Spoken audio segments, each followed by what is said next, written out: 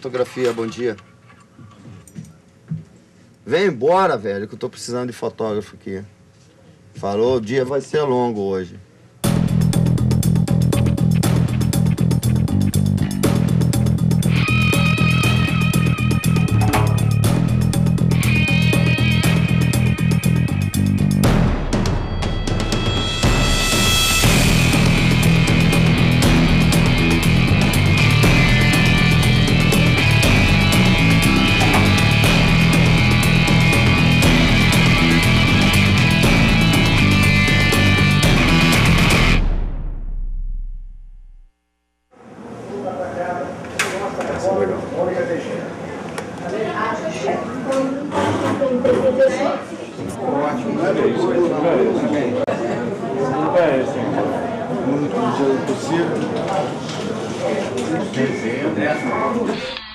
Eu acho que dentro da profissão do fotojornalismo, ele tem que procurar registrar a realidade, né? A realidade muitas vezes é dura, ela é contra, às vezes, os nossos princípios, mas a pessoa deve procurar registrar aquilo, porque, afinal de contas, o mundo é assim mesmo. Se eu estou com a câmera na minha mão, meu amigo, aconteceu na minha frente, eu vou apertar o dedo, eu não vou deixar de apertar o dedo por nada. Tá entendendo? Eu vou fotografar, depois eu vou saber se eu vou censurar ou não, mas a princípio eu fotografo. Essa dúvida é uma dúvida muito cruel, o quanto você puder fotografar.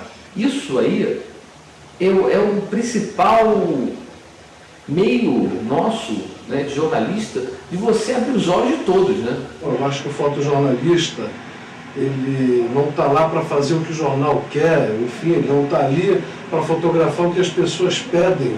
A gente está para fotografar aquilo que você vê, aquilo que você constata. E essa é uma das nossas obrigações, né? E dentro desse quesito, você tem isso em várias formas, na violência, na agressividade, na sociedade, na cidadania, na vida e na morte. O fotógrafo está lá. Eu, sinceramente, não vejo beleza nenhuma, mas eu acho que certas fotos são indispensáveis para que as pessoas se deem conta da situação que a gente está. Eu não quero me acostumar com isso, entendeu? Porque um dia que eu me acostumar com isso, eu paro geral, entendeu? Não quero mais saber da minha profissão de repórter fotográfico, vou tentar morar em outro lugar. Eu costumo dizer que por trás da minha câmera tem um ser humano. Um ser humano, assim, extremamente sensível. Eu sinto a dor, eu sou mãe, sou filha, sou esposa, sou amiga. Tem horas que realmente a dor é tão profunda que dá vontade de parar e tentar até tocar, às vezes, em alguém, enfim. E o papel do fotógrafo é justamente esse, é registrar a passagem do ser humano e o tempo dele, não é? Nessa existência, no cotidiano, na vida da cidade dele, entendeu? A dor está dentro da gente, né? A dor está dentro dessa cidade partida, né? Essa cidade que a cada dia, cada vez mais o processo acelerado de degradação, ela vem, o máximo que a gente tenta fazer, o máximo que a sociedade consegue fazer, é tentar diminuir um pouco o impacto, né? Violência, miséria, essas coisas todas, pobreza, fome. A gente faz isso, né? Mas não é necessariamente... Eu gostaria de fazer outras coisas também, dentro do jornalismo. Nosso dia a dia é muito sofrido, assim. Acho que a gente fica sob o impacto do que vê. Não tem como você se desligar. A nossa sorte, acho que a gente não faz esse mundo cão todo dia. Porque ao final de um mês estaríamos mal, né? Assim, internar, porque é muito sofrido. Com o passar dos anos, com o tempo, você vai vivendo aquilo sempre. É lógico que você fica mais, assim, digamos, insensível, vamos dizer assim, né? Mais preparado para ver coisas, né? Muito chocante, né? Porque quando você está começando a tua carreira, você vai fotografar um corpo, assim, um cadáver, é uma coisa muito assustadora, assim, é uma coisa que me incomoda muito. Me incomoda até hoje. Fotógrafo não faz demagogia, fotógrafo faz fotografia. Quando o jornal publica fotografias de grande impacto, o jornal está dando prosseguimento ao ato de coragem, ao ato de uma visualização do social muito acurada, muito bem dirigida, que é esta visão do fotógrafo, da geração de fotógrafos que hoje trabalham nos jornais e nas revistas brasileiras. O que marcou muito foi a luta do fotógrafo em determinados momentos, né? Como o regime militar sofria muito com isso, mas a gente ia à luta, né? E o fotógrafo, o jornalista de modo geral, era muito respeitado naquela época. A nossa fotografia no Brasil é muito importante. Eu acho que a fotografia no Brasil ela é muito rica, ela não deve nada a ninguém. Eu viajo muito aí pelo mundo lá fora, eu vejo os fotógrafos. É claro que o que eles têm lá fora é infraestrutura, mas qualidade a gente tem tanto quanto ou melhor. A turma de fotojornalistas do Rio, assim, é super competente, não deixa dever, não fica devendo nada a ninguém em qualquer lugar do mundo, entendeu?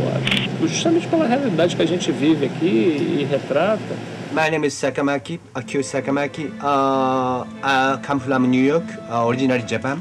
I covered worldwide for usually, war zone and social issue, human rights, Rio de Janeiro.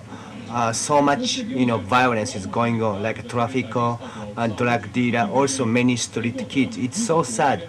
I would like to know how those, situations make affect ordinary people. I would like to cover their own daily life.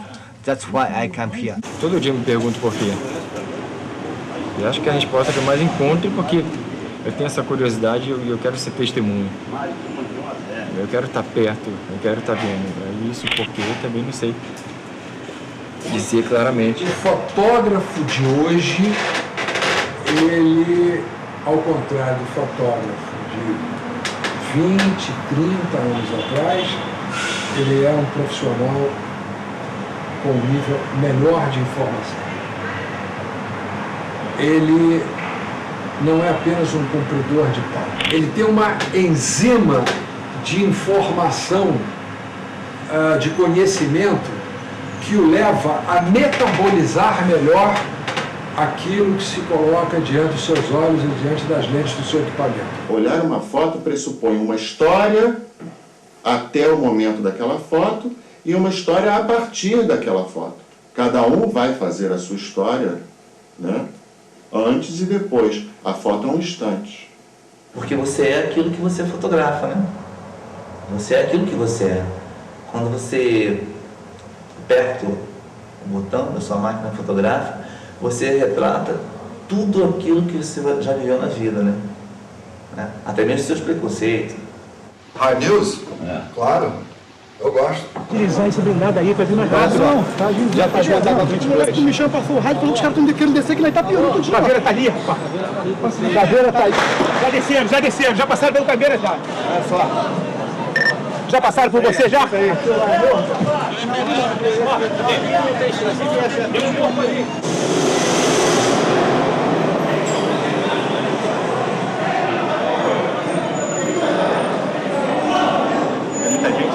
Muito. Vamos atravessar.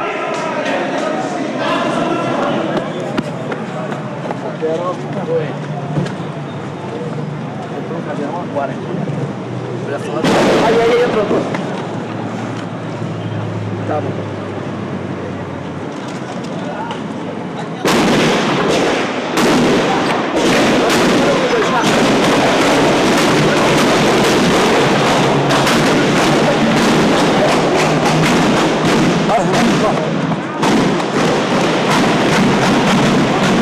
Quando fala que a gente é kamikaze, no fundo é verdade, né? Porque você fica torcendo para ter uma ação, né? Para ter alguma coisa desse nível, né? Para tu buscar, né? Porque senão você fica chato. Né? O jornal é chato, tudo é chato, a profissão é chata, se não tiver uma movimentação como essa. Acho que todo fotógrafo carioca é um pouquinho psicopata, né? Porque assim, ele chega no tiroteio, às vezes ele não tem noção do perigo.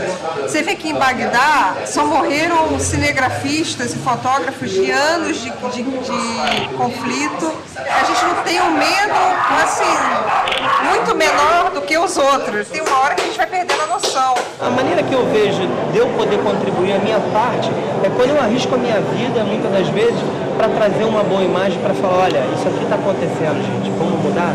A gente gosta de ação. Você tenta se manter o máximo possível equilibrado e controlado para que você tome as decisões e a sua ação seja precisa, né? Isso é um trabalho de equipe, né, cara? A gente tem que vir, o coro vai comer, fazer para ajudar, adiantar, né? Adiantar o lado dele, a gente faz, né?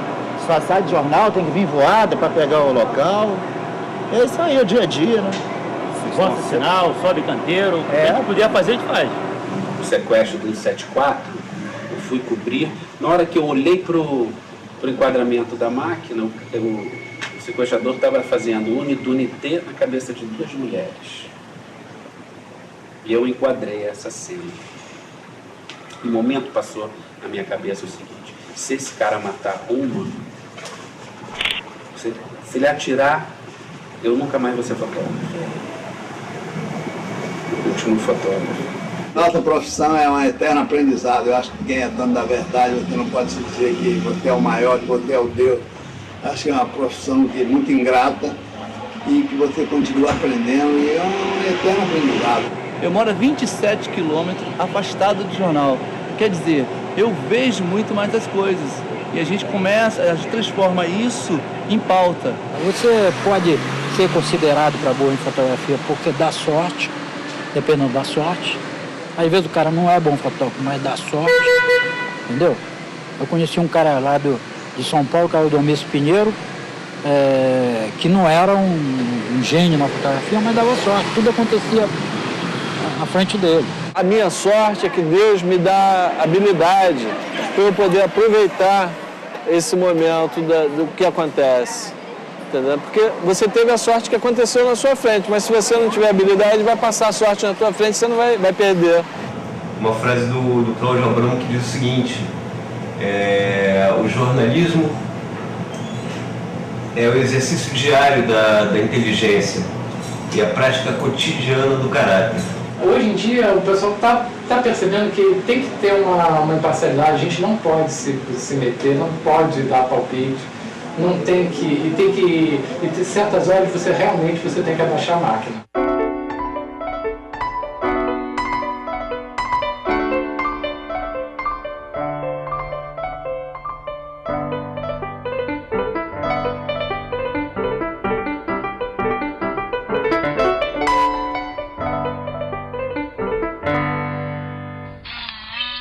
Essa produção de imagem é fundamental, é extremamente importante que se tenha. Agora, a forma com que é feita, muitas vezes, é acompanhada de uma versão policial, de uma narrativa de um fato que necessariamente não é a narrativa de todos, né?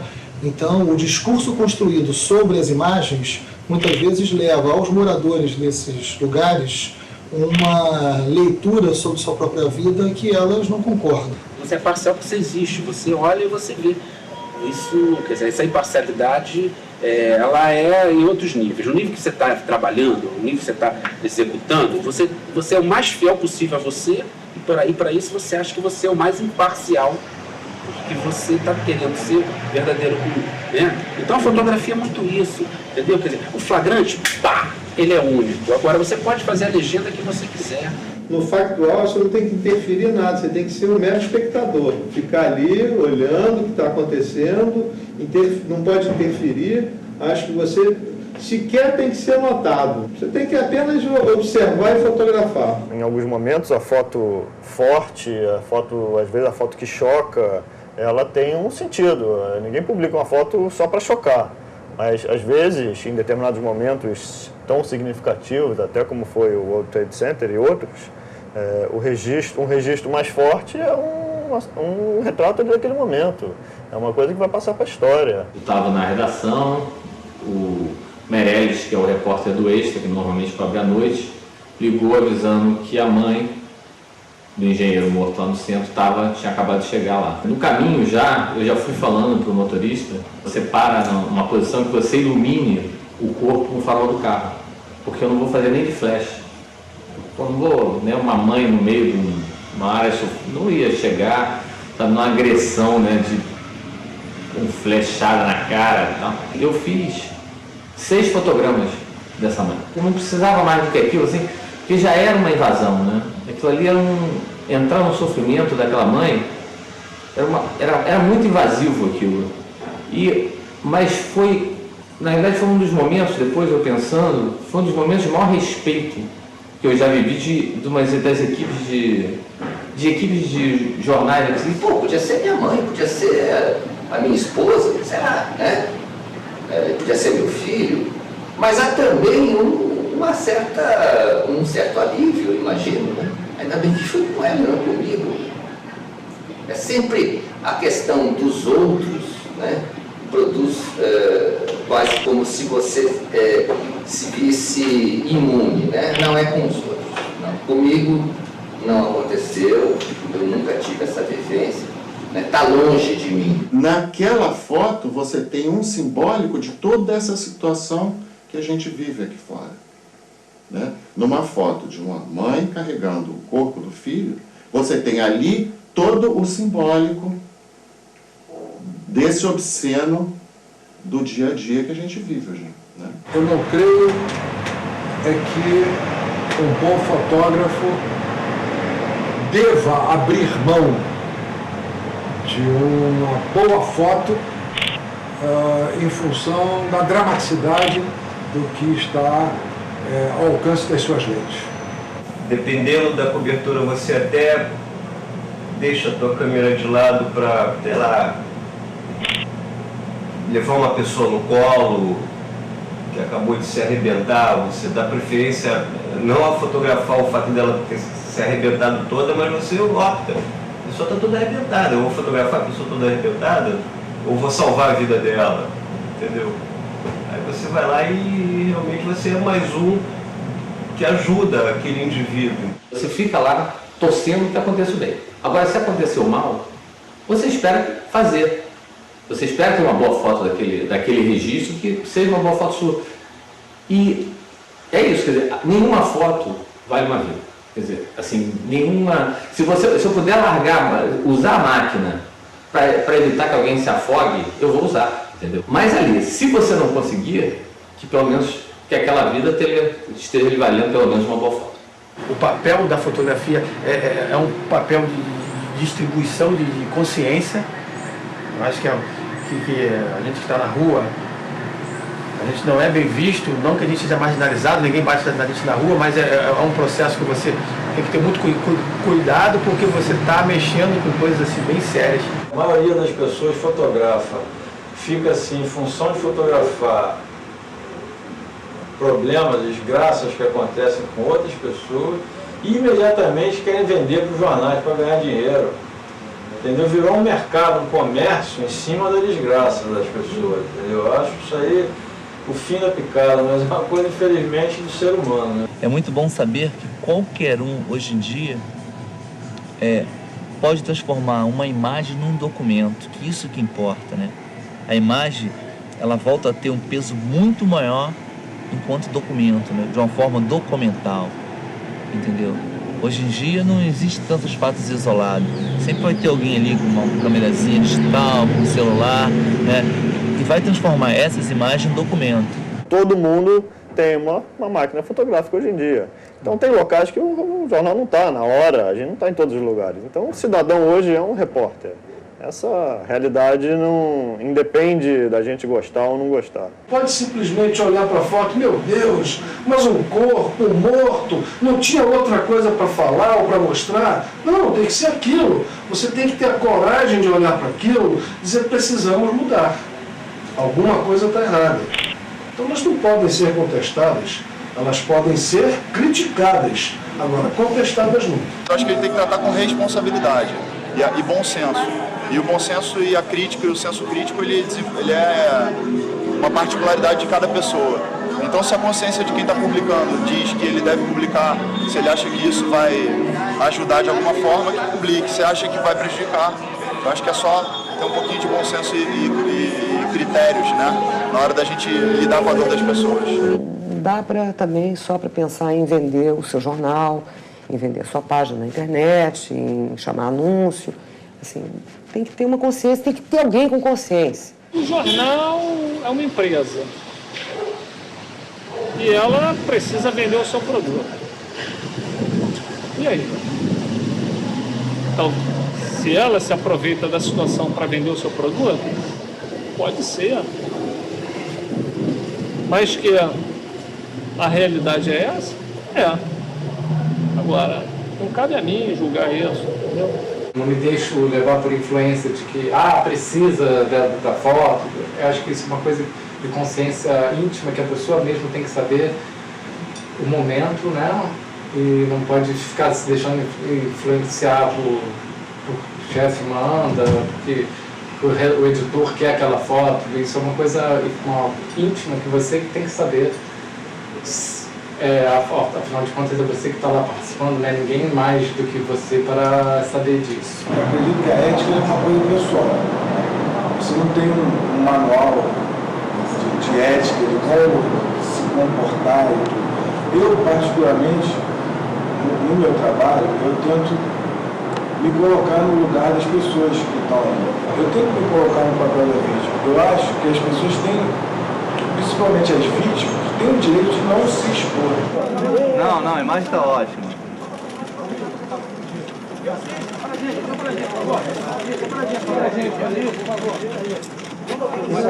Bota a cara.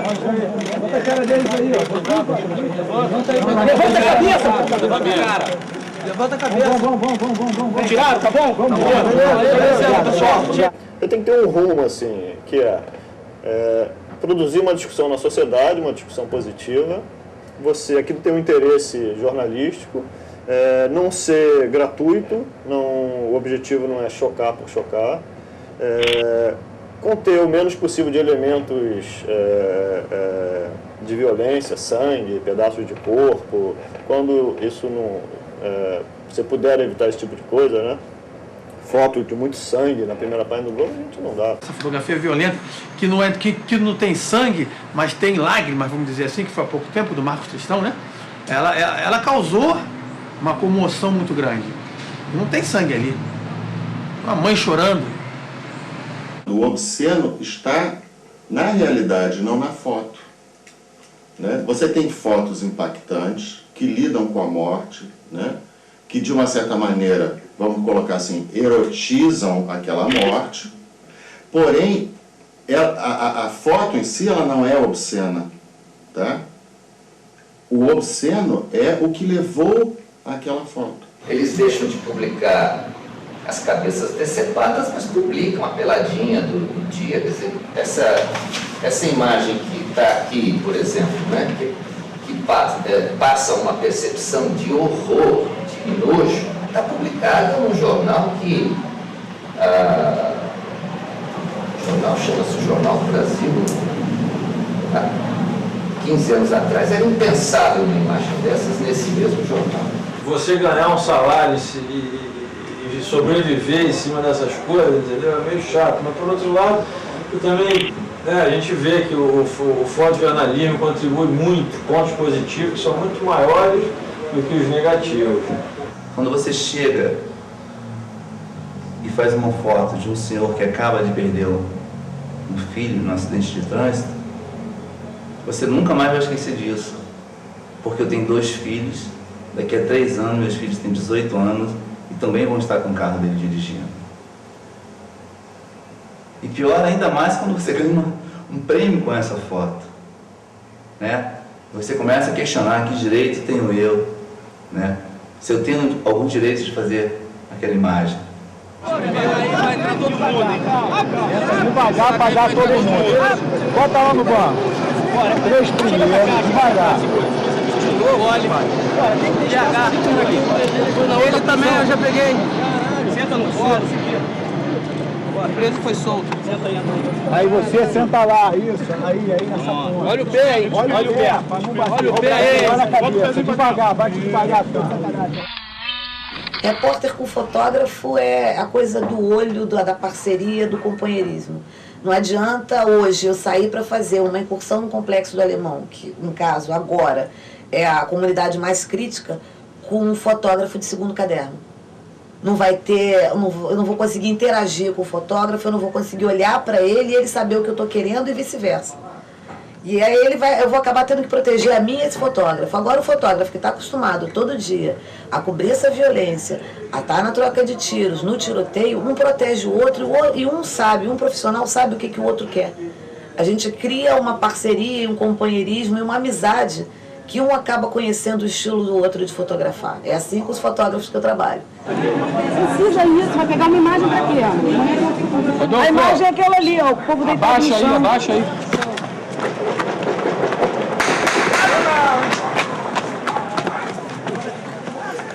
Então você sai de casa, né, reza para voltar, né?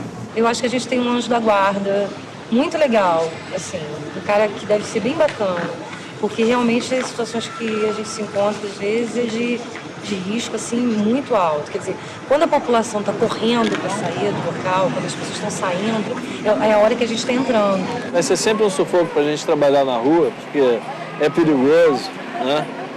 Mas que Deus dê a proteção, como sempre me dê a sorte das balas passarem perto e não pegarem mesmo. Mas existe uma coisa em comum com todos os fotógrafos, a maioria. Todo mundo tem muita fé em São Jorge. Engraçado, né? Porque a gente pede proteção a São Jorge, os policiais são extremamente devotos a São Jorge, e os bandidos também, porque o Comando Vermelho é extremamente devoto a São Jorge. Engraçado, né? Existe mesmo essa questão da religião. Eu vejo muito fotógrafo, muito amigo com fita, com cada um leva uma imagem e tudo mais. Eu não levo imagem nenhuma porque não creio em imagem. Crente não crê em imagem, mas o que eu faço sempre antes, quando eu saio da redação, eu sempre oro a Deus pedindo que Deus me guarde, que guarde meus companheiros de trabalho. Quando eu volto, eu agradeço por mais um dia. Na volta. De manhã, tranquilo, mas eu acho que é a volta, né? Pô, obrigado por mais um dia, estou voltando para casa.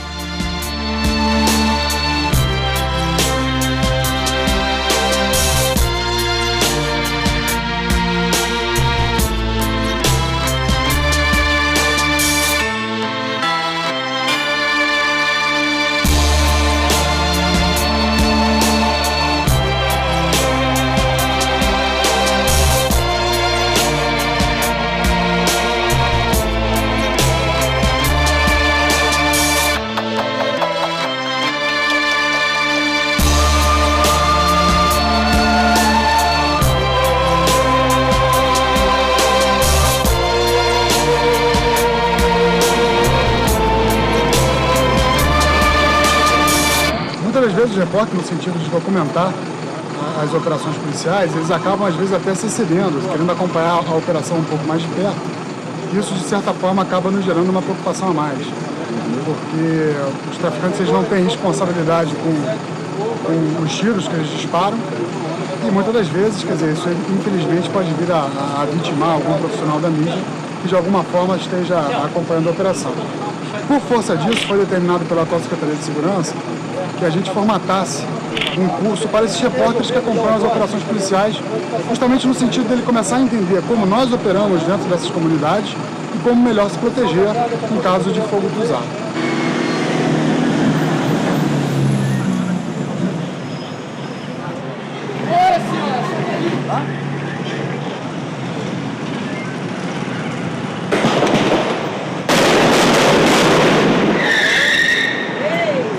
Tá com a volta aberta? Tô. O tempo todo. Aquela pessoa entrando, saindo.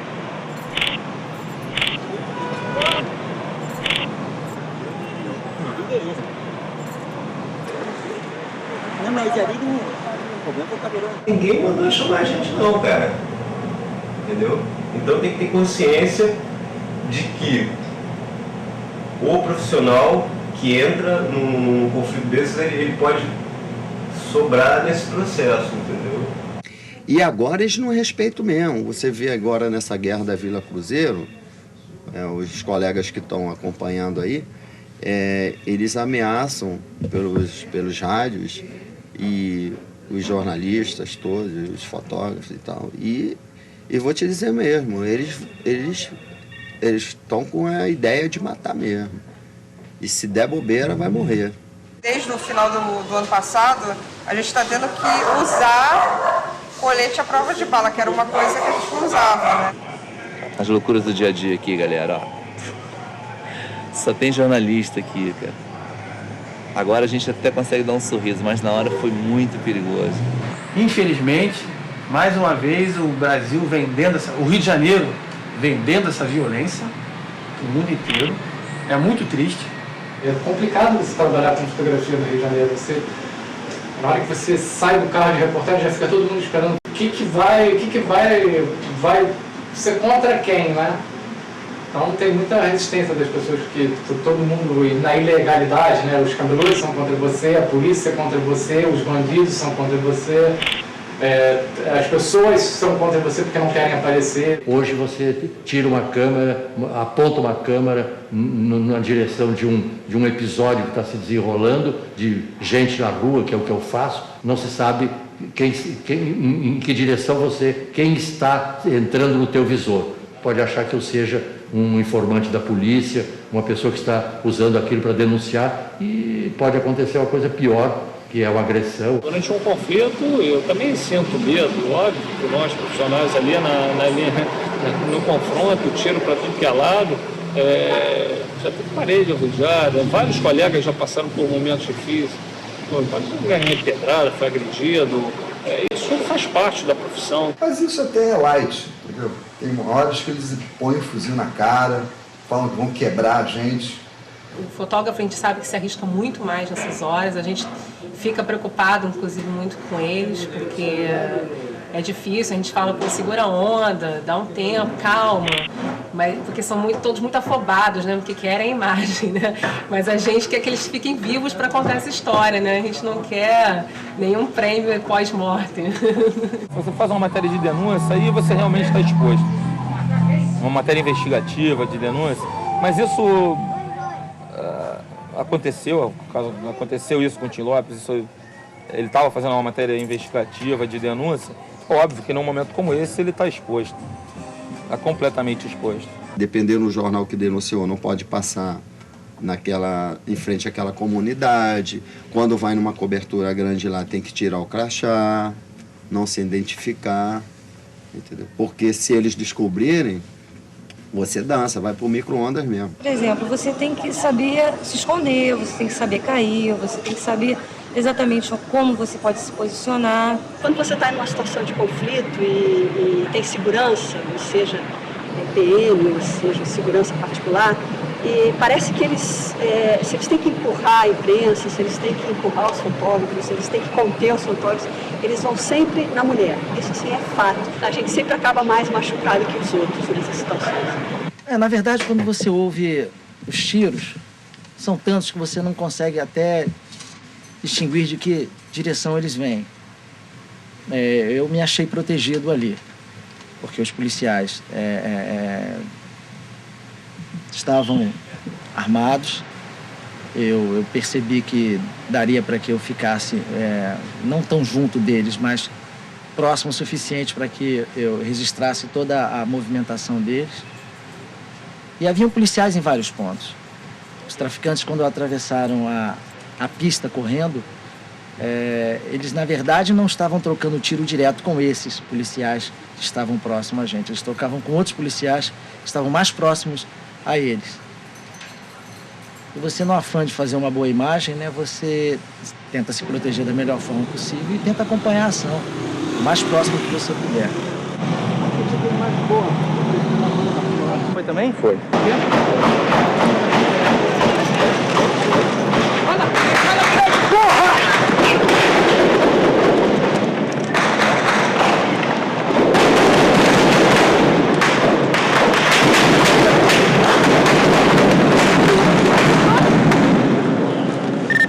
que o tiro tá comendo, segura. Da câmera. Da câmera.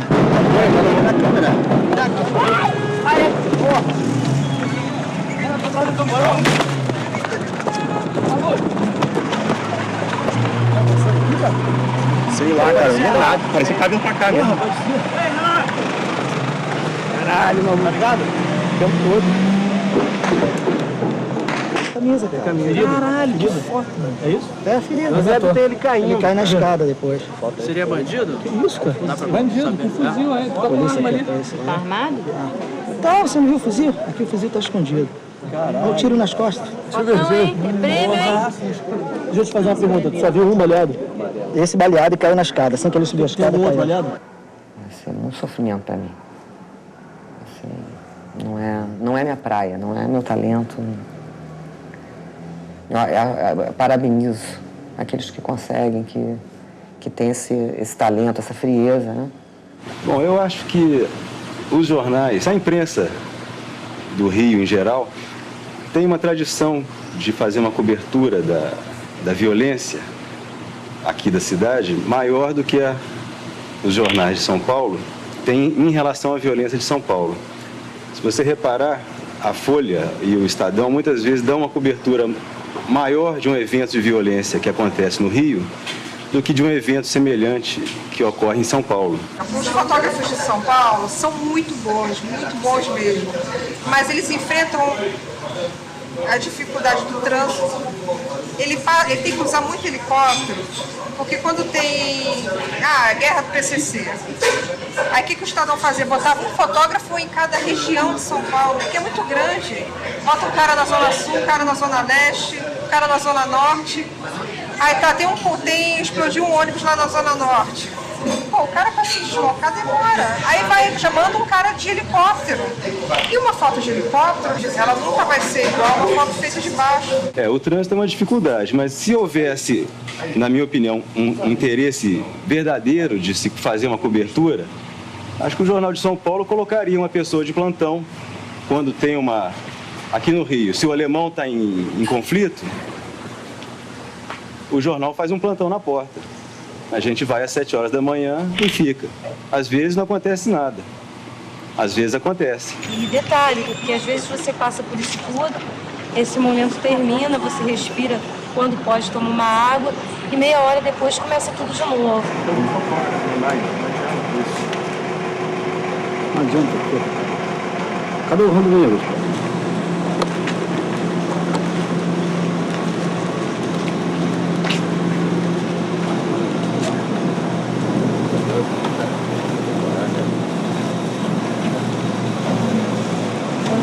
O tempo todo.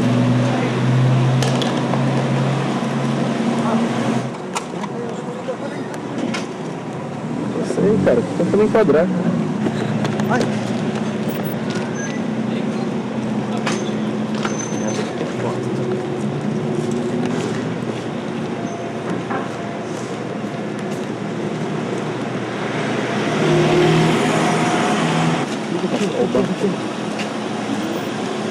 Desce um pouco.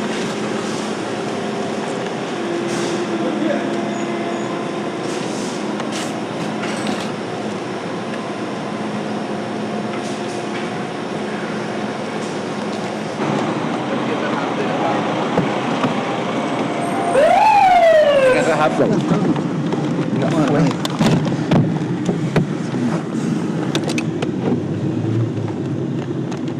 Sangue, choro, perda, entendeu? Morte. Muito pouca vida, muita morte. Toda vez que existe um drama, um crime hediondo, sempre tem uma mãe, uma lágrima de mãe por trás. Eu já vejo isso há muito tempo. E cada lágrima daquela me remete a uma dor profunda, mesmo na hora que eu estou fotografando. Eu mesma, assim, já fotografei chorando.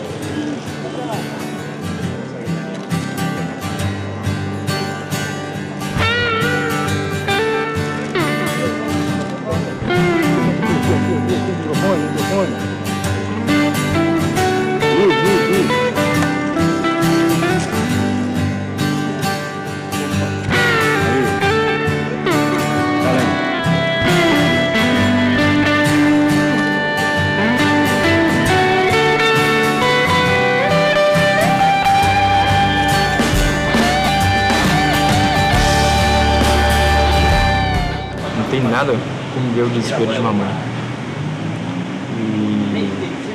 E outras vezes eu fotografei mães vendo filhos mortos.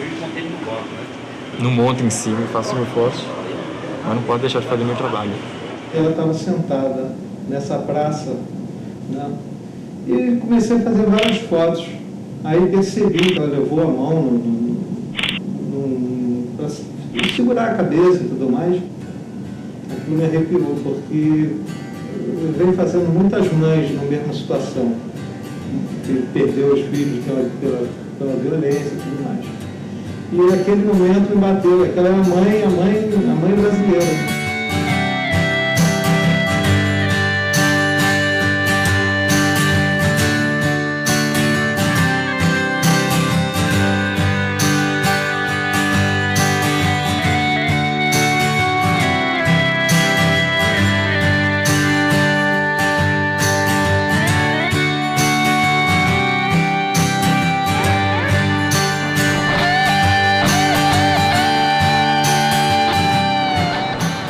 Só vejo dor naquela foto, naquela mãe negra, que ninguém quer saber como é que vive nesse barraco,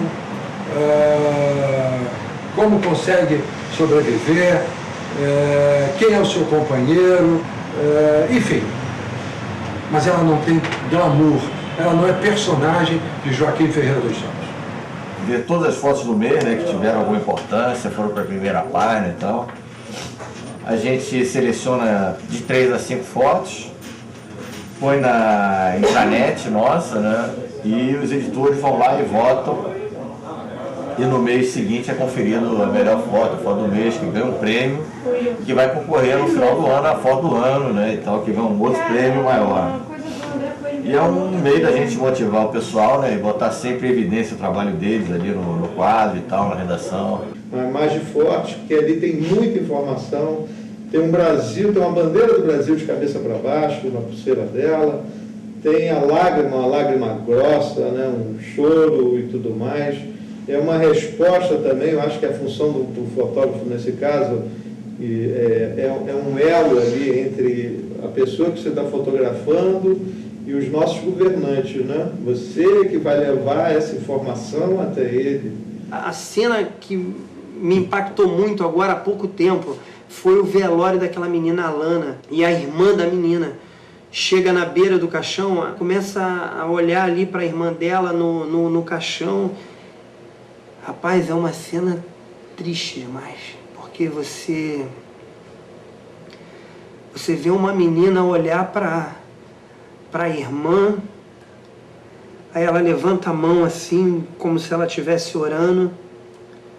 A mãe, a cena é tão forte que aquela mãe, não consegue ficar perto. Aquela mãe sai de perto e deixa aquela menina que, se eu não me engano, tem 6 anos de idade, aquela menina olhando para o corpo da própria irmã.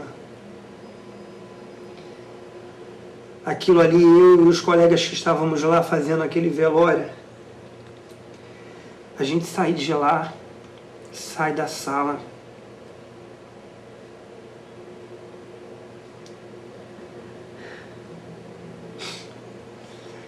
e fica sem coragem de levantar a máquina.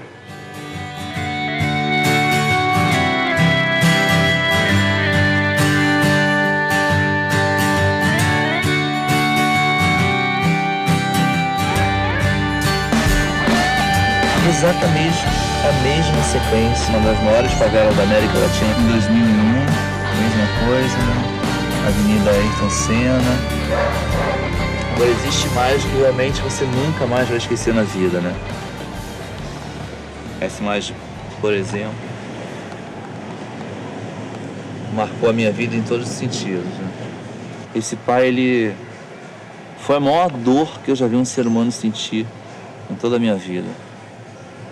Esse homem, nesse momento, ele não estava gritando. Ele estava urrando, cara. Igual um animal quando acaba de perder a sua cria. Tinha um senhor que estava sentado perto de um valão, um chapéu de palha, ele estava sentado numa cadeira lá quebrada, e olhou para mim e não pediu nada, mas só pela maneira, quando eu desci do carro, que ele ficou me olhando, parecia que ele tinha pedido alguma coisa. Coloquei a máquina para trás e fui lá conversar com ele. Eu fiz 3 fotos e aí não fiz mais fotos. Só essa. Não me pediu para não fotografar, mas parece pela maneira que ele olhou mesmo.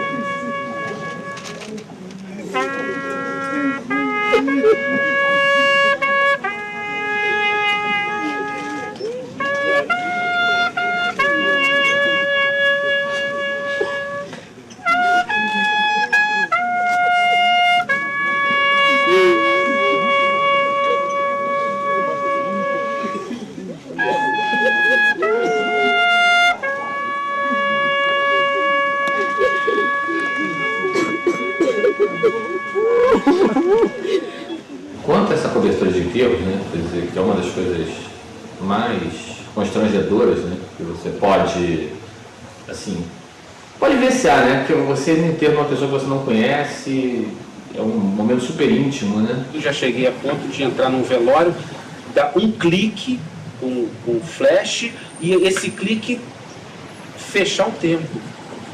E as pessoas olharem para mim, eu ter que sair. E esse clique foi uma foto genial. Nos enterros de pessoas da comunidade, traficantes alguns, somos escorraçados, eu tenho marca aqui de conflito. É muito comum de um parente, alguma coisa, vir em cima de você, né? Porque você está ali com a câmera enorme, né? Captando imagens assim que a pessoa acho que não gostaria de que está passando por aquele momento e tudo mais, é uma coisa bem complicada. Existem vários tipos de enterro, né? Desde a pessoa que é uma pessoa pública, a pessoa famosa que morreu e tal, ali você vai enterro do Chacrinha, né? Que multidão na rua.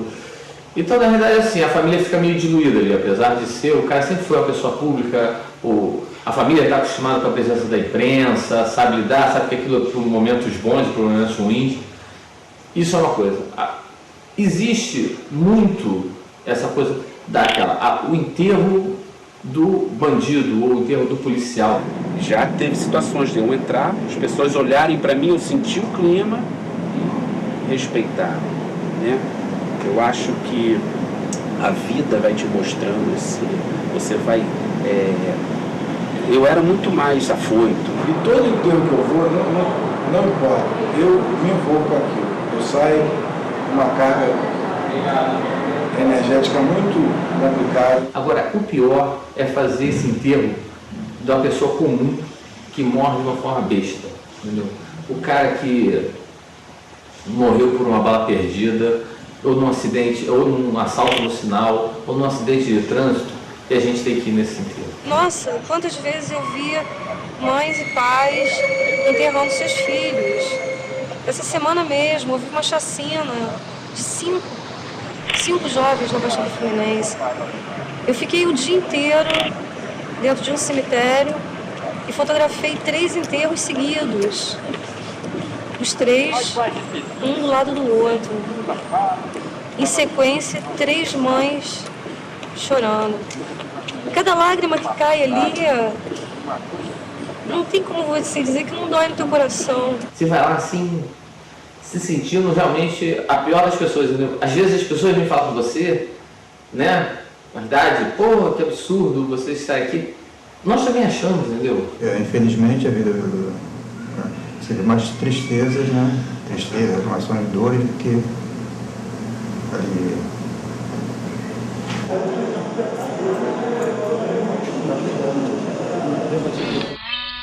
O grande problema é o seguinte, quando eles entram na comunidade, ele já entra atirando. E aí, no caso, aí vem logo atrás o repórter, né? Quer dizer, aí filmando só aquelas partes ruins e não filma aquelas partes boas da comunidade. Morei na Rocinha em 88, né? Para fazer uma reportagem do Jornal do Brasil. Nós quase fomos executados lá numa mesma tarde. porque havia conflito entre o grupo ligado ao tráfico, o grupo ligado ao jogo do bicho, e os dois lados atiravam na gente. Por sorte, não atingiu nenhum de nós, felizmente, né? E a gente chega na favela e a pessoa diz assim, poxa, você só vem aqui quando acontece uma... E é verdade, nós só vamos quando acontece uma... A gente precisa ir sem acontecer. Precisa ir para mostrar a vida, mostrar o dia a dia, para mostrar as coisas boas, né, que tem os trabalhadores que vão nas comunidades. E fotografar o quê? Por que a gente está indo fotografar lá? Alguém que morreu, pela falta d'água. Você é bem-vindo, eu acho que quando você vai mostrar algum problema de bairro, né? Vai mostrar a miséria humana, que quer se ver na miséria. Em Gaza parece Vigário Geral, é uma favela plana, cheia assim, aqui você chega nas favelas tem o CV, tem o ADA pichado, lá não, tem o desenho, eles fazem a pichação do cara, do Ramas, que morreu, que se suicidou, ele vira ídolo, eles botam a pichação, botam o retrato do cara, e aí fazem várias escritas em árabe, tipo assim, matar judeu é muito bom, é como aquilo fosse um exemplo e as crianças ficam vendo aquilo, que nem as crianças que andam pelas favelas do Rio, e tá lá CV, ADA, CV, ADA. A gente é meio confundido como X9, que tá lá também só para mostrar as tragédias. As pessoas falam, cadê o balde de sangue, urubu? Talvez eles se sintam algo somente das nossas objetivas quando no momento de dor. Então talvez seja essa falta de compreensão em relação ao nosso trabalho. Quando a gente vai a uma comunidade, ou é para cobrir carnaval, a escola de samba, ou é para cobrir algum ato de violência, confronto do traficante com a polícia. E as coisas boas eu acho que a gente até cobre sim, mas deixa muito a desejar sim. Mas, por exemplo, nas redações, você vai fazer uma matéria, qualquer tipo de matéria, economia, qualquer coisa, é em comunidade, se sentir que não tem polícia, não entra. Não entra. Antigamente você ia, você entrava. Era até bem-vindo a imprensa. Hoje em dia não se recomenda entrar nas comunidades. Por determinação das chefias. Parece que essa inversão assim, da imprensa ter virado um alvo dentro de uma favela, do tráfico dentro de uma favela, se dá também pela ausência da imprensa dentro da comunidade e outras questões que não sejam de violência. Então, se a gente entrasse mais e fosse mais vezes para falar de outras coisas e para, enfim, tivesse mais contato com as pessoas, a gente não teria virado inimigo como somos hoje. Eu acho que a gente provocou essa situação. Eu sempre disse para eles que o advogado da comunidade é o mais barato, é a imprensa. A imprensa é o único advogado que a comunidade tem. Se eles não denunciarem para a gente, eles vão denunciar para quem? Quando a coisa é muito forte, os moradores ligam para a gente. Ligam para os jornais. Entendeu? Aí a gente tem muita coisa que a gente fica sabendo primeiro que a polícia. Ontem, por exemplo, teve um fato do Gabriel e o Leone fotografando lá na favela, lá na Mangueira, um conflito, antes de ontem. E o policial ameaçou o fotógrafo. E quem protegeu o fotógrafo foi a comunidade. Realmente o jornal, ele vai na comunidade no momento do conflito. E no conflito está todo mundo tenso. Toda vez que um policial entra numa comunidade, existem dois lados. Claro, o lado das pessoas que vivem nessa comunidade e também o lado dos policiais. E esses dois lados estão constantemente com emoções muito fortes. Na maioria das vezes, é o medo. O medo de errar. É diferente, claro, quando você vai fazer uma denúncia, é claro, quem está denunciado nunca quer ser denunciado, cara. Seja ele quem for, entendeu? Imagina, você faz uma denúncia dos pianistas no Congresso Nacional, você acha que aquele cara vai gostar de você? A gente está cansado de entrar nas comunidades e dar de cara com os bandidos armados. Mas aí é aquela coisa, a gente não está...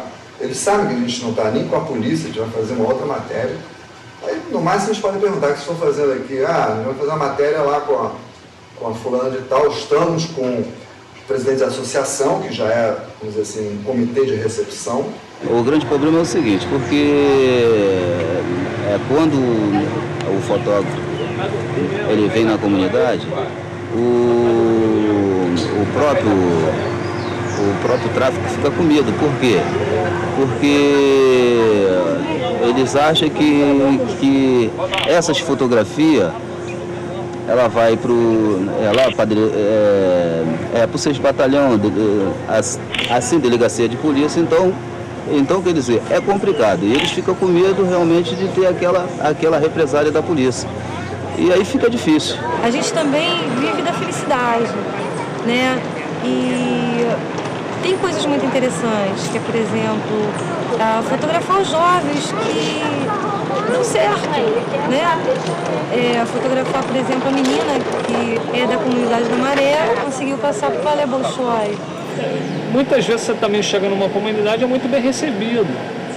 Quando é interessante para eles. Isso existe também. Então não vamos, entendeu? Tapar o sol com a peneira.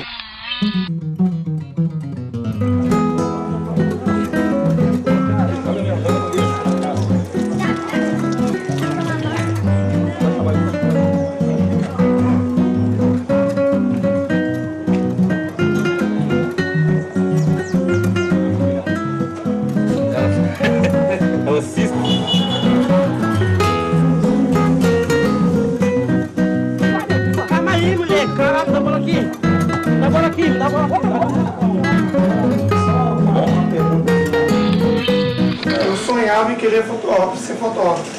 Então o que aconteceu? Eu comprei livros, revistas, bancos de jornais.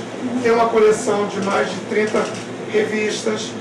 Mas com o tempo a vida foi me oferecendo outras oportunidades, outros caminhos. Eu acho que a fotografia, como vocês dão para perceber aqui dentro, eu curto mais do que uma filmagem. É feita uma exposição na Dinamarca. Quando voltamos de lá, resolvemos fazer, até por ideia do Pedro Lobo, colocar essa exposição na comunidade de Rio das Pedras.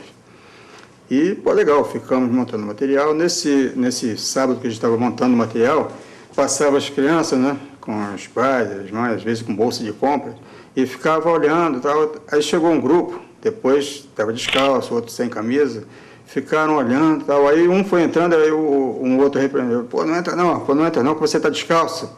Aí eu estava na porta e falei: não, meu irmão, pode entrar, a casa de vocês, se isso aqui é foto, pode ficar à vontade. E aí foi legal que eles começaram a perguntar. E essas crianças que perguntavam, né, saíram, depois voltavam com outro grupo, e ele passava a ser o guia. Olha, essa foto aqui é em tal lugar, essa foto aqui é assim. E, pô, bem legal. E isso foi muito gratificante. O trabalho de vocês dentro da comunidade, pô, se hoje existe um trabalho dessa natureza, de um fotógrafo tá participando junto com a comunidade, fazendo projeto, até na área de fotografia e outras coisas, pô, cara, seria uma coisa que visibilidade mais a carência da comunidade. A parte que eu mais gosto de me dedicar na fotografia é a questão social. Eu gostaria que o meu trabalho, que minhas fotos ajudassem a fazer uma transformação social, que eu acho que é um dos canais, né? Isso, claro, provocar alguma transformação. Pequena, né, eu acho, né? Basicamente no sentimento das pessoas, e às vezes isso cresce, provoca reações. Eu acredito, é meio bobo, né? Mas eu acredito, essa é a função da fotografia, do jornalista. De 2000 para cá, eu comecei a desenvolver trabalhos relacionados ao campo social, oferecer algum retorno para as pessoas em relação à fotografia. A gente tem que voltar um pouco e auxiliar as pessoas que precisam de se desenvolver. Aqui eu imagino a infinidade de jovens que devem ter o sonho de ter uma profissão. Se a gente puder dar a mão para aqueles que têm vontade de trabalhar, eu acho que a gente consegue diminuir um pouco a desigualdade nesse país. Com esta foto eu ganhei um prêmio internacional, meu primeiro prêmio, chamado Rei de Espanha. E ela tem uma representatividade muito grande, porque ela representa as pessoas que estão em busca de viver a vida dignamente através do trabalho, e o Estado dizendo para ela que não pode fazer nada. Naquela hora dali eu tinha que saber separar. Eu não poderia tratá-lo como um marginal, apesar de o marginal também ser um ser humano, mas o marginal, o tratamento é diferente, é diferenciado. Eu não poderia algemar uma pessoa daquela numa grande daquela. Eu não poderia apontar uma arma para uma pessoa daquela. Ali eu teria que tentar, como eu tentei, com as palavras, né? E, graças a Deus, as pessoas se fizeram compreensivas, compreenderam. Repercutiu muito para mim, tanto dentro da corporação como perante a minha família. Parabéns até para o repórter. Na hora que ele quiser, eu estarei à disposição dele para abraçá-lo e agradecer a ele. Está se provando cada vez mais que a gente não dá mais para depender das autoridades, né? Para nada, né? A minha postura sempre é de tentar ver o lado bom das coisas. Essa é a minha postura, eu não me rendo à violência. O conflito existe, a questão social está aí. Os conflitos sociais existem, estão no país. Mas, por exemplo, eu vi aqui, eu só quero ver o lado bom. Eu ainda acredito que a gente consegue fazer muita coisa boa e reverter muita situação difícil, muita coisa ruim, mostrando para as pessoas, né? O meu lema é ajudar, sempre foi e sempre será. Por isso que eu me envolvo tanto com essa questão social das pessoas, de querer ajudar. Eu estou aqui por algum propósito, isso eu tenho certeza. Porra, não dá mais para falar não, cara. Brasil, conheço o amor e esperança merece, sem vergonha, céu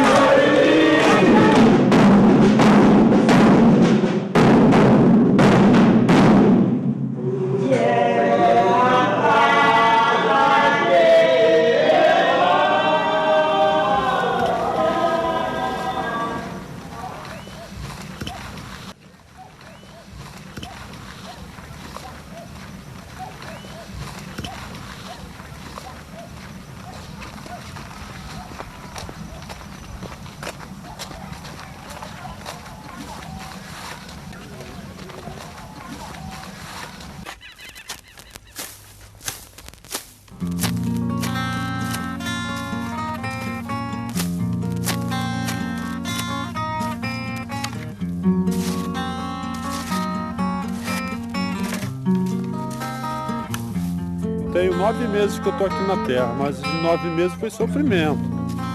Era um lugar abandonado, negócio de carro, assim. Mas já passamos muita coisa aqui dentro.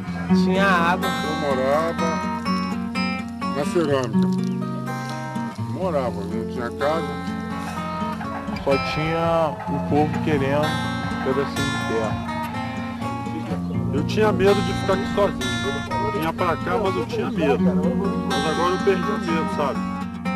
Tristeza, desânimo, pensei até em desistir, mas me lembrei de uma coisa que ele falou antes de partir. Pra nunca desistir disso aí. E aqui eu tô. E não vou desistir não. Já senti na pele que foi a mulheres que entrou na frente de polícia pra me segurar, pra... Vinha com carro, vinha com revólver, vinha com tudo. Acho que nós fizemos as contas aí, tem mais de 100 barracas e tem gente habitando e morando. Pô, se não precisava eu não tava morando, pô, sem luz, sem esgoto. Porque eles falam invasão exatamente para confundir o povo. Nós somos 98% de pobre e 2% de rico. 98% é que paga e que manda. Não é o inverso, não. Não é eles que é para chegar e distorcer toda a situação da classe pobre, não. Nós falamos que a barraca é sem sentido, mas para quem convive aqui precisa, pra gente é uma casa, pô, melhor do que até de que uma mansão. E pelo menos nós temos nosso pedaço de terra.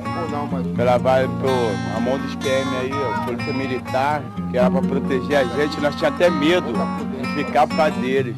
Porque eles vinham, eles agrediam, queimavam barraco, botava fogo mesmo, eles vinham quebrando. Se estivesse dentro, eles botavam fogo dentro. Entendeu? Polícia entrando aí, batendo no morador, corre. A minha esposa ficou com medo de ficar aqui. Eu falei assim, não, vamos lá porque a gente tem que sair do aluguel, vamos sair do aluguel.